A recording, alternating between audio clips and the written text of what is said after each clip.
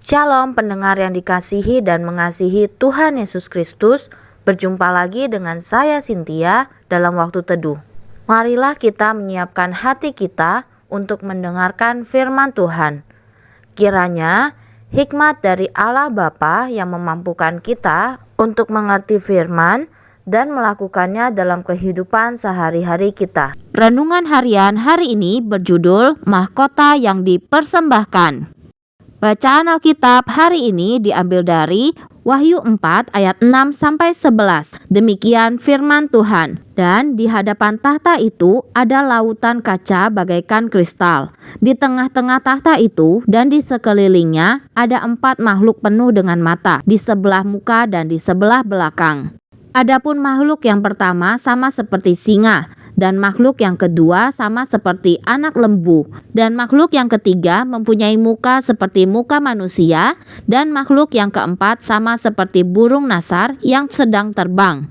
Dan keempat makhluk itu masing-masing bersayap 6 sekelilingnya dan di sebelah dalamnya penuh dengan mata, dan dengan tidak berhenti-hentinya mereka berseru siang dan malam, Kudus, kudus, kuduslah Tuhan Allah yang Maha Kuasa, yang sudah ada dan yang akan datang.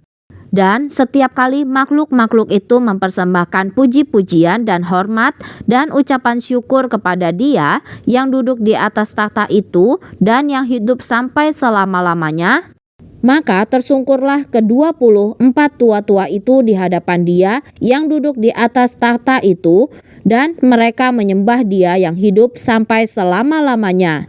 Dan mereka melemparkan mahkotanya di hadapan takhta itu sambil berkata, Ya Tuhan dan Allah kami, Engkau layak menerima puji-pujian dan hormat dan kuasa, sebab Engkau telah menciptakan segala sesuatu, dan oleh karena kehendak-Mu semuanya itu ada dan diciptakan. Nats pembimbing hari ini diambil dari Wahyu 4 ayat 11. Demikian firman Tuhan. Ya Tuhan dan Allah kami, Engkau layak menerima puji-pujian dan hormat dan kuasa, sebab Engkau telah menciptakan segala sesuatu, dan oleh karena kehendak-Mu semuanya itu ada dan diciptakan. Suatu kali pada masa pemerintahannya, Ratu Victoria dari Inggris mendengarkan khotbah yang dibawakan oleh seorang pendeta. Khotbah itu adalah tentang kedatangan Kristus yang kedua kali. Orang-orang yang duduk di dekat tempat khusus sang ratu dapat melihat bahwa ratu berlinang air mata. Seusai kebaktian, ia ingin bertemu dengan pendeta itu seorang diri. Ketika melihat perasaan sang ratu yang begitu mendalam, sang pendeta lalu menanyakan alasan sang ratu begitu terharu.